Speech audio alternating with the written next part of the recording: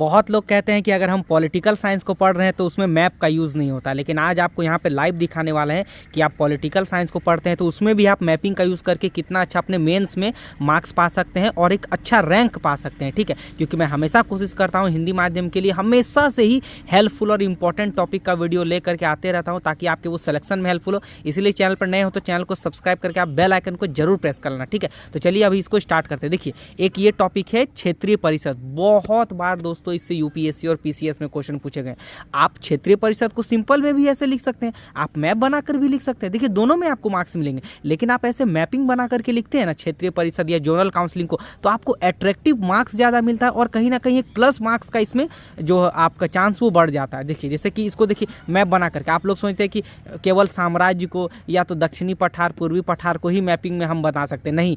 जैसे कि ये देखो क्षेत्रीय परिषद, तो इसको कितने भागों में जैसे बांटा गया है, तो देखो यहाँ पर जैसे उत्तरी भाग, पश्चिमी भाग, मध्य भाग, पूर्वी भाग, पूर्वोत्तर भाग, उसके बाद दक्षिणी भाग। तो कितना अच्छा इसको याद कर सकते हैं, क्योंकि ऐसा तो नहीं है कि हमको केवल राज्य को ही पढ़ना है, हमको उसके जो मुख्यालय बटाए हुए हैं उसमें भी हमको पढ़ना पड़ेगा। जैसे उत्तरी का क्या हो जाएगा मुख्यालय, नई दिल्ली हो जाएगा, पश्चिम का मुंबई हो जाएगा, मध्य का आपका हो जाएगा इलाहाबाद हो जाएगा, आपका पूर्वी का क्या हो जाएगा कोलकाता हो जाएगा इसका, और पूर्वोत्तर का अपना अलग है ना। तो ये सब कितना इंपॉर्टेंट है। जैसे दक्षिण भारत का आपका चेन्नई हो जाएगा। तो हो सकता है प्रीलिम्स में इसका मैचिंग करने के लिए भी आपसे ये पूछ दे, तो इसीलिए ये बहुत इंपॉर्टेंट होता है। ठीक है, और जैसे कि आप इसका राज्य भी याद कर लीजिए, पश्चिम में महाराष्ट्र, मुंबई, गुजरात, गोवा, दमन दीव और ये सब। जैसे यहाँ पर देखिए मध्य में तो मध्य प्रदेश, यूपी, छत्तीसगढ़, उत्तराखंड। तो हो सकता है आपके इंटरव्यू में भी आप पूछ ले जिस राज्य से आप इसका बिलोंग होता होगा। जैसे उत्तरी का देख लो, ये सब राज्य मैंने लिख दिया है। जैसे दक्षिण में जैसे कर्नाटक, तमिलनाडु, आंध्र प्रदेश, तेलंगाना, केरल, पौंडीचेरी।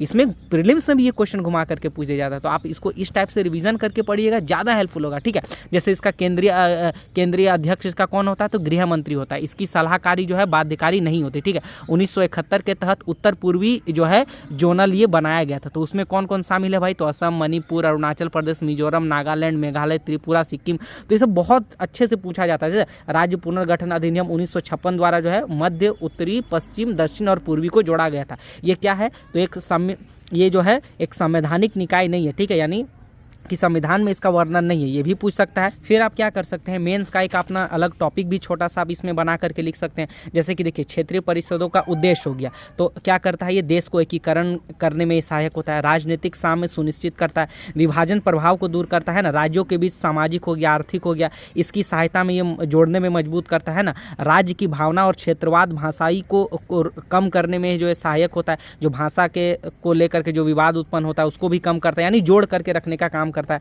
तो कितना अच्छा मेंस का कंटेंट यहाँ से निकल जाता है। तो बहुत इंपॉर्टेंट होता है इसको पढ़ना, तो ऐसे पढ़िएगा, ज़्यादा हेल्पफुल भी होगा, माइंड में आपका मैपिंग भी बनेगा और मेंस में भी आप अपना अच्छा स्कोर कर सकते हैं। तो वीडियो पसंद आती है तो इसको शेयर करना एंड लाइक करके सब्सक्राइब जरूर करना। मिलते हैं किसी नेक्स्ट टॉपिक के साथ।